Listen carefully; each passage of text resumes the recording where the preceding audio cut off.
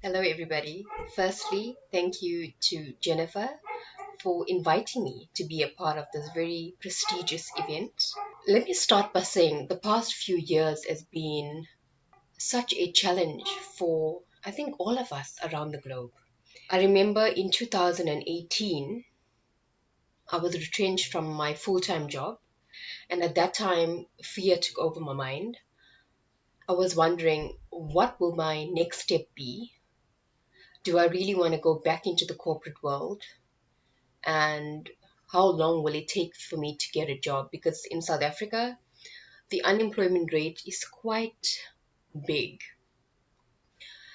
So I was actually, applying for jobs day in, day out. It became a career looking for a job. But I then thought, you know what, whilst I'm looking for employment, let me use this time to reinvent myself. When we are faced with adversity, growth actually happens. And for me, it definitely did. So I use my setback as an opportunity to reinvent myself. I made my life more purposeful. So 2020, 2021 has been a bittersweet year. I think a lot of change happened within this time frame. More death happened. I think everyone that we meet will tell us they lost a loved one. Losing a loved one is traumatic. It is life changing. And at the same time, a lot of good came out of this year for me personally. So I'm here to talk about overcoming adversity. Our challenges should not hold us back. It should be our number one motivator. I'm sure you may be thinking, how can negativity motivate us? You just have to do a mind shift and it comes with practice. When you train your mind to think in a certain way, it becomes natural for you to think like that. You don't have to force yourself to think. So just like exercising, when you go to the gym and you get into your routine of exercise, whether you're actually doing cardio or picking up weights, you're building stamina, you're building muscles. So just like that, adversity is meant to build character. So we all have a choice in life, whether we want to be a spectator and watch life pass us by, or be a part of the change. With me personally, I always like to choose the latter and be a part of the change because I've come to this conclusion that whether we like it or not, whether we believe it or not, we always will be faced with adversity. Once this finishes, then something else will start. So why not use it as an opportunity to learn from it and use it as building blocks to strengthen you, to reach your goal. Like I said, in the past there was other challenges, and recently I actually had COVID. In fact, my dad and my brother also were infected with the virus. So I used that time to reflect and build my immunity.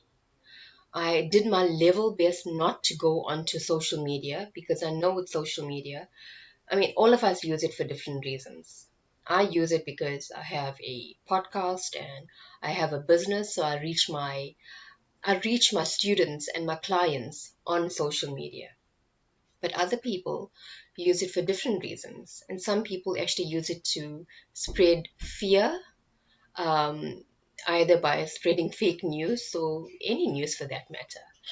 So again, I actually became more mindful, and I made it a priority for me to take care of my mental health. So some of the tools that I actually used during this period that I used in the past, and it's become more of a way of life for me. So it's not something that I introduced only now. because I introduced it into my life over the years, and I've grown more accustomed to it. I think that is why my my my mind actually protected me during this time, and it helped me to recover. And I'm still on my way to recovery. You can hear by my voice, but I'm much more better off. And I think I'm in a better place. A lot of people weren't as fortunate as me. So I like to share all of these tools with you. One of them being gratitude. Gratitude rewires the mind, which shifts your energy to happiness in abundance. It enhances your sleep quality, and it also improves your emotional health and increases feelings of cheerfulness and creates a more of a positive mood. And it also increases your hope, especially when I was going through uh, some days were very, very bad where I couldn't get out of bed. But because I actually practiced gratitude on a daily basis, I had more hope. And I knew if I actually come out of this virus, I'll come out a new person. And even if I don't make it, it'll just mean my time on this earth has come to an end, and I have to go to a different place. And another tool that I used was affirmation. Affirmations are actions or a process of affirming something, and it could be like maybe you have a problem with digestion, and you could say, "I digest life with ease." So it's just also training your mind. It's also rewiring your mind to speak a certain way, to think a certain way. It's because your thoughts, it actually all manifests in your mind. Your thoughts become your words, and your words become your action. So yeah. And yeah, so it also, it helps you to feel positive about yourself and boost your self-confidence and immunity, and there's so much more to it. I actually wrote a blog on this recently, so if you want, you can actually go and read up on that as well. Journaling is another tool. Journaling helps to control your symptoms and improve your mood by prioritizing your problems, your fears, and your concerns. It helps to track your symptoms and get it under control. Breathing techniques is a big one. Not only does it help you to open your lungs during COVID, it also helps you to relax the mind, relax the body. When the body is relaxed, healing takes place. Another one that I used was mantra meditation, and again, this is on a regular basis. The meaning of mantra is basically a Sanskrit word. Man meaning mind, and tra meaning release. So mantra means releasing the mind. So it's a tool. It's a tool to free the mind from negative emotions that weigh us down. Most of the time, we're actually thinking negative thoughts, unless you are rewiring your mind to think only positive things. You also need to be realistic. Certain things happen in our life that unconsciously we think bad thoughts. If you actually look for the good in even the bad situations, you're on your way to recovery. It's not about brushing it under the carpet. It's dealing with it, acknowledging it, and moving forward. So there's various mantras that you could practice. So it could be a word or a phrase you repeat during meditation, and it's actually repetitive. It can make a lot of difference. Well, for me personally, it made a lot of difference, especially if you practice it attentively and constantly. Quality sleep is also essential in the road to recovery, especially for mindfulness and our mental health, or the betterment of mental health. We need to sleep soundly and peacefully. Our sleep quality determines our immune health, and It's a key promoter of emotional wellness and mental health, helping you get your power back, which is our aim. A balanced diet is absolutely crucial. We have to be so mindful, um, and so careful in our food choices, the ingredients that we put onto the table.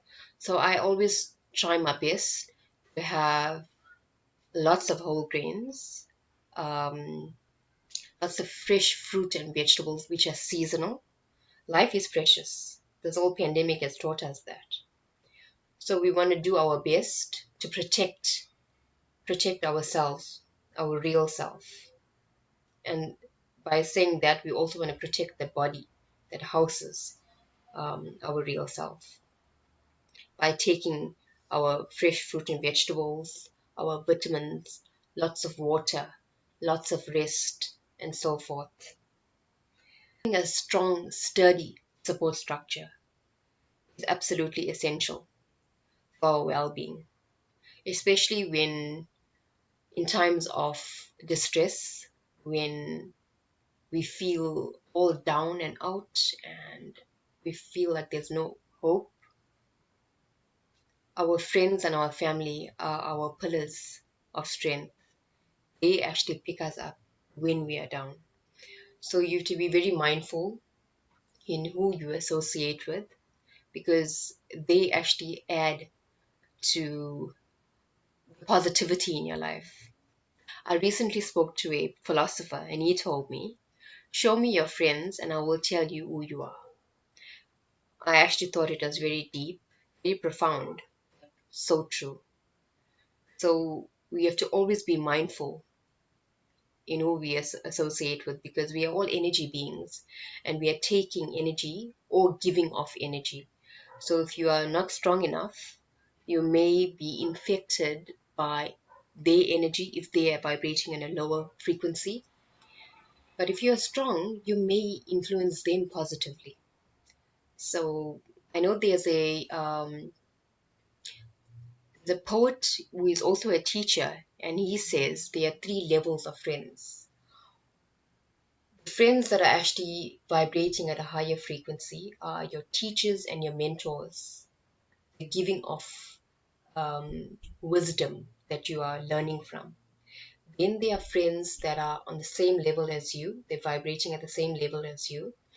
These friends inspire you and you inspire them. So whenever you are feeling like you don't want to go on doing what you're doing, they are there to inspire you to go on.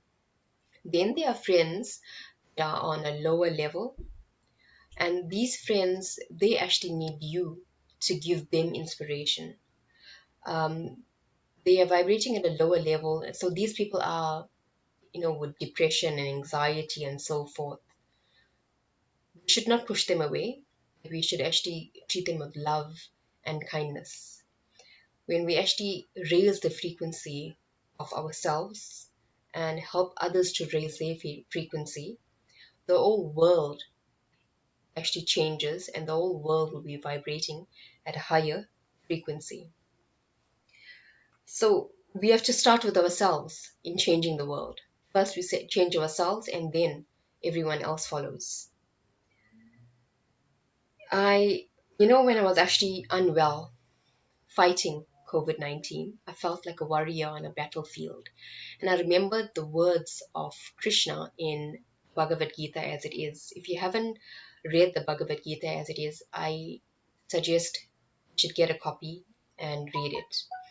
It's a book like no other because there's so much of wisdom in there that we can apply in our current day and age. And it will definitely save us so much of heartache and it'll save our mind, our mental state, which is we need to make our best friend. Our let's face it, our mind can be our enemy or our best friend. So we just need to find the tools in how to make that mind our best friend. So Krishna's words in the Bhagavad Gita to his friend Arjuna, who is also a very powerful warrior, he told him to stand up and fight.